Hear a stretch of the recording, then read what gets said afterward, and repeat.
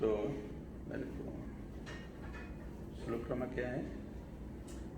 Chapter 142 दूसरे तो कुलज्ञानम वर्णशंकर कारके उत्साधन्ते जाति धर्म कुल धर्म शाश्वत। तो इसमें क्या कह रहे हैं कि जो लोग कुल परंपरा को विनष्ट करते हैं, बहुत ही सुंदर बात है। तो कुल परंपरा विनष्ट होने के कारण क्या हो जाते हैं कि अवंचित संतानों को जन्म देते हैं, है ना। आजकल पारिवारिक में ये सब होते जा रहे हैं। आजकल के परंपरा पारिवारिक हो रहे हैं क्योंकि लोगों का मृत्यु का कोई ठिकाना ही नहीं है। छोटे छोटे बच्चे हैं, अभी शादी किया, अभी जिस दिन शादी किया उस दिन नेक्स्ट डे देहांत हो गया। जिस दिन शादी हुआ उस नेक्स्ट डे को वो देहांत हो गया। कैसे हुआ? हार्ट अटैक करके हो गया। अभी समझो उसने शादी तो जस्ट किया है, अभी उसको जो कुल परंपरा कैसे बढ़ेगा? और ऐसे हमारे भक्तों में एक घटना हुआ। भगवान का कृपा है कि वो भक्त हैं, उनके अंदर शक्ति है कि वो भाई के अंडर में, बड़े भाई के अंडर में और बड़े जन के अंडर में रह के वो अपना जीवन व्यतीत कर रहे हैं। उसको पति हमारा एकदम बहुत ही क्लोज था, बहुत ही अच्छा भक्त था वो। उसका बहुत बड़ा बड़ा सोनार का दुकान है। तो हमेशा कोई भी सेवा में आ जाते थे, कोई भी सेवा उसको, तो वो तो खुद ओनर है, तो कोई भी सेवा में उपस्थित हो जाते थे। तो एक दिन आ रहे थे पूरा बाइक चला के और एक ट्रक आके उसके ऊपर से चले गया और ऐसे गया उसको शरीर का एकदम मांस भी ढूंढने को प्रॉब्लम है, ऐसे मतलब इतना ये हो गया था। तो उसका एक बच्चा है छोटा सा और वो भी पेट में था। इसका मतलब उसका शादी का तुरंत ये घटना हुआ। वो पेट में था, है ना। बाद में ये बच्चे लेके ये माताजी चीज है। तो समझो वो एक गाइडियन, उनके अंदर एक गाइडनेस है कि माता पिता हैं, बड़ो भाई छोटो भाई उनको गाइड करते हैं। वो तो उनको गाइड करने के कारण क्या हो रहा है, उनका मन का भ्रमित होने में हो रहे हैं, लेकिन फिर भी वो अपना मन को, अपना गति को एक किसी का अंडर में रख के वो अपना जीवन व्यतीत कर रहे हैं। अगर समझो ऐसे कोई व्यक्ति के साथ ऐसे घटना हो जिसके अंडर में कोई नहीं, कोई उसको देखभाल नहीं करने वाला हो, तो वो क्या करेंगे?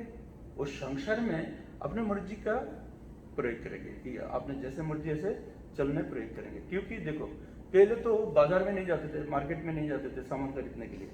अभी उसका घर में कोई करने वाला नहीं है तो उसको क्या करना पड़ेगा? पहले मार्केट से शुरू होते हैं, है ना। तो एक बार कदम अगर उनको निकल गया समझो तो गया। तो ऐसे व्यक्ति ऐसे स्त्रियों से अगर समझो कि कोई भी संतान अगर उत्पन्न हो तो वो संतान कभी ये संसार के लिए क्या नहीं है, अच्छा दायक नहीं है, वो कभी अच्छा ही करेंगे नहीं। तो उसको ही कहते हैं वर्णशंकर। उसको क्या कहते हैं? वर्णशंकर। तो ये घटनाएं हमारा जीवन में देखो अभी अवेलेबल हो रहे। अभी जैसे कि अभी डिवोर्स का कमी नहीं है। पहले हमारा संस्कृति में कभी डिवोर्स नहीं था, परंतु अभी डिवोर्स का तो एकदम तुरंत बातों में लोग डिवोर्स कर देते हैं।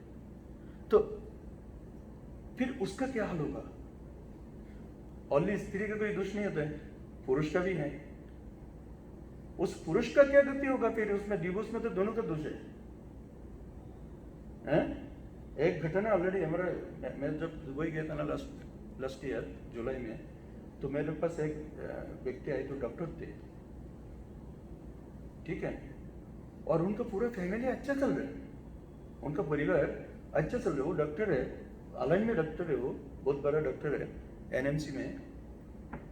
तो अभी वो एक मतलब जो विधवा स्त्री है ना, विधवा नहीं सॉरी, मतलब डिवोर्स हो गया, ऐसे स्त्री के साथ ना उनके साथ एक संपर्क हो गया। और क्या है, वो उसको दुख उसको बता रहे और ये अपना सलाह दे रहे। और सलाह देते देते देते देते उनके प्रति वो अट्रैक्शन हो गया,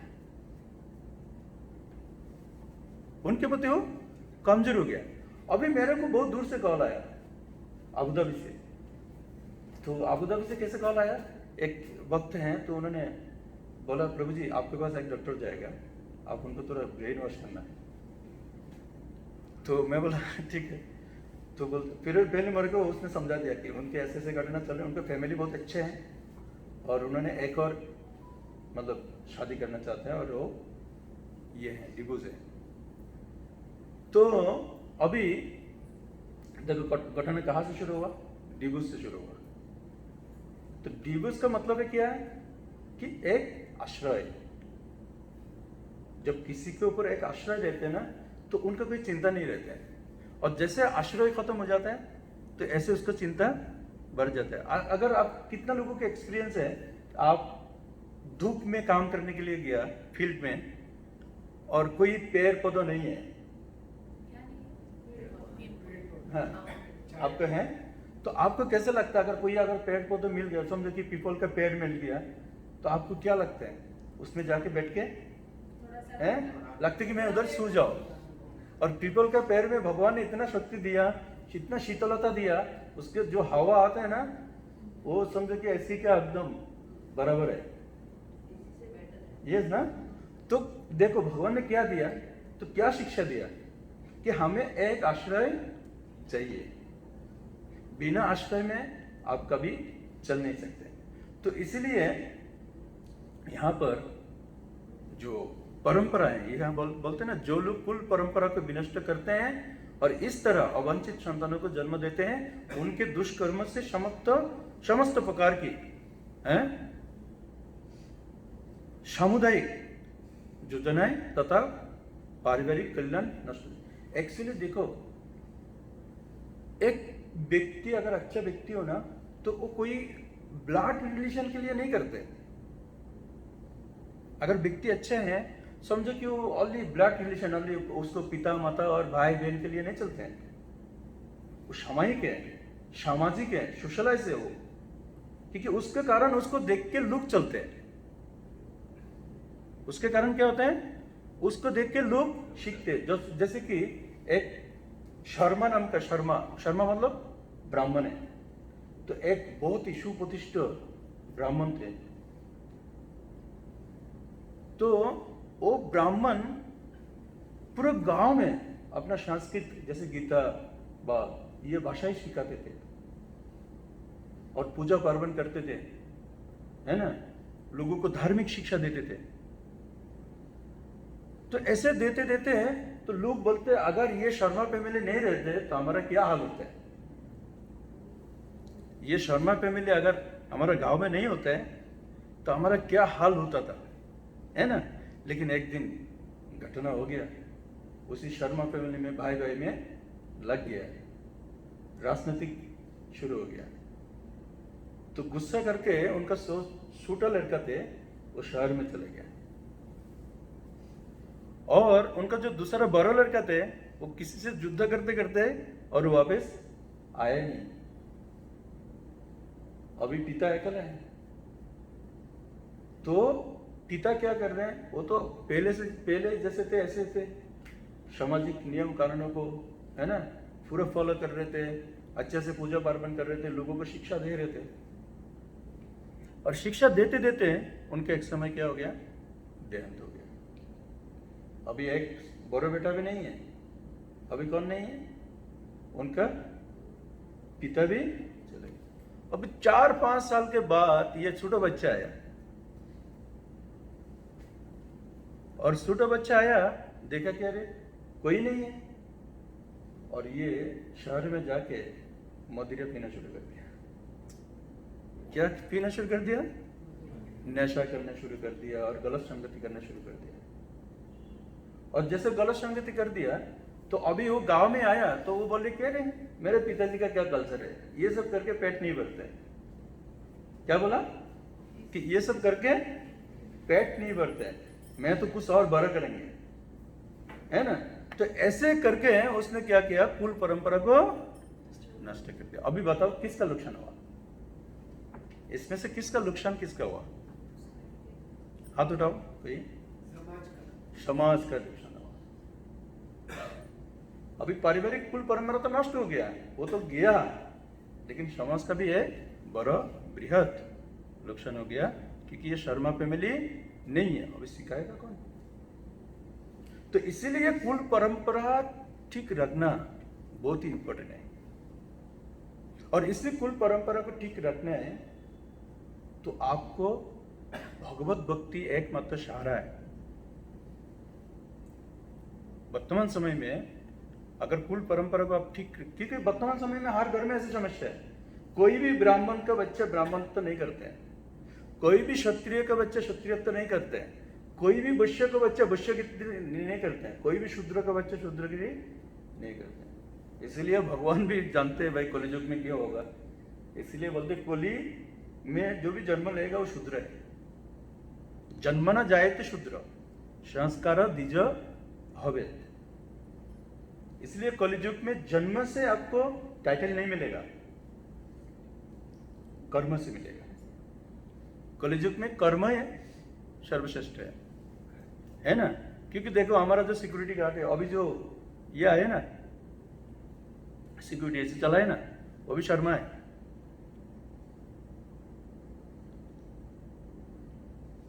बहुत ही सभी शर्मा है ज्यादा करके। तो शर्मा कौन है? ब्राह्मण है। काम क्या कर रहे हैं? सिक्योरिटी का जो कि हमें ज्ञान देना चाहिए, वो साधारण व्यक्ति को ज्ञान देना चाहिए, लेकिन क्या कर रहे हैं? खुद का भी ज्ञान नहीं है, क्या करेंगे, है ना? तो इसीलिए कुल परंपरा अगर एक बार नष्ट हो जाते हैं ना, तो उसको ठीक करने के लिए हमारा बस साझा नहीं है। तो इसलिए उसको ठीक रखने के लिए हमें क्या करना चाहिए? जो व्यक्ति जानते हैं क्या करना चाहिए? जो व्यक्ति इस विषय को जानते हैं उनको लड़ना चाहिए। अभी लड़ना मतलब किसी से मारना पीटना नहीं है। लड़ने का तरीका बहुत कुछ होता है कि अपना जीवन को कुछ समय को त्याग देना। क्या करना? कुछ समय को त्याग करना। त्याग मतलब कि जो समय हम अपने लिए देते हैं वो समय हम किसी और के लिए देना, इसको त्याग कहते हैं। त्याग शब्द का अर्थ क्या है? त्याग शब्द का जो दूसरे के लिए व्यवहार होता है वही त्याग होता है। त्याग का मतलब यह नहीं कि आपने घर बार छोड़ दिया, मैंने त्याग कर दिया, इसको त्याग नहीं कहते। इसको त्याग कहते हैं नहीं, उसको त्यागी पुरुष नहीं कहते। अगर समझो कि आपको पैसे यहाँ पर पड़ा है और आपने बोला मेरे पैसे से कोई आसक्ति नहीं है और मैं छोड़ के चले गया वृंदावन, और उधर से चिंता कर रहे पैसे कौन लेके जा रहे हैं, उसको त्याग नहीं कहते, उसको इमोशनल कहते हैं। उसको क्या कहते हैं? जस्ट इमोशनल है ना? वो थोड़ा से इमोशनल के लिए क्या करते हैं? चलो चलो मैं तो मेरे कोई आसक्ति नहीं है, अभी पीछे से वो चिंता कर रहा है, अरे मेरे पैसे कौन उठा रहा है। तो इसलिए इमोशनल में कोई भी काम नहीं करना चाहिए। जैसे बोलते हैं ना क्रोध में कोई काम नहीं करना चाहिए, और मुझे क्रोध में बहुत अच्छा लगता है। जब मैं गुस्सा होता है अच्छा टेंशन होता है, क्यों? क्योंकि उस चीज को भूलने का होता है उस चीज को भूलने को होता है। लेकिन आप अभी कैसे गुस्सा कर रहे हो उसको भी डिपेंड करेगा ना, है? जैसे हनुमान गुस्सा किया, उसने गुस्सा करके क्या किया? लंका को जला दिया और लंका को जला के उसने क्या किया? क्यों जलाया? गुस्सा किस लिए उसने उतारा? क्योंकि उसने भगवान रामचंद्र के बारे में अनब शनब बोला था। क्या बोला? कि भगवान राम वो तो साधारण मनुष्य है, तो उसने बोला कि जिसको नाम लेके मैं इतना ऊपर से झलक मार के तुम्हारे पास है, वो साधारण हो सकते क्या? अगर वो व्यक्ति आएगा तो क्या हाल होगा? ओनली मैं नाम लिया, अब समझ रहे हो? ओनली मैं नाम लिया तो मैं झलक मार के इतना। हनुमान जब यहाँ पर आ रहे थे तो उनको तो पहले समुद्र में एक राक्षस ने पकड़ लिया, और राक्षस ने पूरा उसको निगल लिया पूरा, और उसने क्या बोला? राम राम। और जैसे राम राम लिया ना तो वो राक्षस कहां से कहां भाग गया। उसमें से वो हैं निकल के गए। तो उसने बोला कि अरे भगवान रामचंद्र का नाम इतना शक्तिशाली है और तुम उसका तिरस्कार कर रहे हैं? तो इसलिए उसी क्रोध से उसने क्या किया, बोलते कि वो सोना का नगरी थे और पूरा गला के समुद्र, इसलिए समुद्र में वो भी सोना मिलता है। समुद्र में बहुत सोना है, आपको मालूम है? जो लाल मिट्टी होती है ना, लाल मिट्टी, जहां पर लाल मिट्टी पाए जाते हैं, आप देखोगे वहां पर लोग सोना ढूंढते हैं। वहां पर लोग ऐसे करते हैं, वो एक ये रहते हैं, नेट रहते हैं और उसके अंदर से वो ऐसे पूरा रेती को अंदर डाल देते हैं और उसके ऐसे ऐसे झस झस के ना वो बहुत सारा सोना लेके वो बहुत पैसे कमाते हैं। समुद्र में तो अनगिनत संपत्ति है और समुद्र वो क्या करेंगे, वो नहीं रखते, वो किनारे में रह देते हैं। उसी संपत्ति से समुद्र का कोई आसक्ति नहीं है। तो इसलिए सबसे बड़ा शिक्षा है कि वर्तमान समय में अगर हमें कुल परंपरा ठीक रखना है, वो है पारिवारिक संस्कार। अगर आप पारिवारिक, आजकल बच्चे माँ क्या समझते हैं, नहीं बच्चे तो बड़ा होकर सीखेगा, बड़ा होके सीखेगा। हमारा भक्त लोग जो हमारा फाइनली हमारा जो भक्त लोग हैं, जो दीक्षित भक्त हैं, वो समझ रहे कि हम भक्त हैं तो बच्चे कहाँ जाएंगे, वो तो भक्त ही बनेंगे ना। लेकिन उसके घर में निकल गए गलत, उसी घर में जो कि बाहर वो करने को भय डरेगा और वो डेंजरस काम कर रहा है, सॉफ्टवेयर इंजीनियर है भाई। तो इसलिए एक क्षण किसी का, जैसे मृत्यु का कोई भरोसा नहीं है, ऐसे लोगों का कोई भरोसा नहीं है। इसलिए चाणक्य पंडित का नीति हमें अपनाना चाहिए। चाणक्य पंडित क्या बोला कि बच्चे को लालोने बहुबा दोष तारोने बहुबा गुण। लालोने बहुबा दोष, आप जितना प्यार करोगे ना उसके अंदर से बैट ये निकलेंगे, है ना। और जितना तारण मतलब जितना आप शासन करोगे उतना उसका, है ना, गुड क्वालिटी निकल के आएगा। तो इसलिए चाणक्य पंडित का नीति अपना के हमें सांसारिक जीवन का अपनाना चाहिए, न तो हम आगे बच्चे के प्रति कोई ये नहीं रहेगा। तो इसलिए यहाँ पर वर्ण कहा गया, क्योंकि हम क्लियर नहीं करेंगे तो भी अच्छे नहीं है। श्रील प्रभुपाद ने तात्पर्य में लिखा है कि सनातन धर्म या वर्णाश्रम धर्म द्वारा निर्धारित मानव समाज के चारों वर्णों के लिए सामुदायिक योजनाएं तथा पारिवारिक कल्याण कार्य इसलिए नियोजित हैं कि मनुष्य परम मोक्ष प्राप्त करे। तो चार वर्ण है और चार वर्णों की सृष्टि करने वाला व्यक्ति कौन है, कह सकते हैं?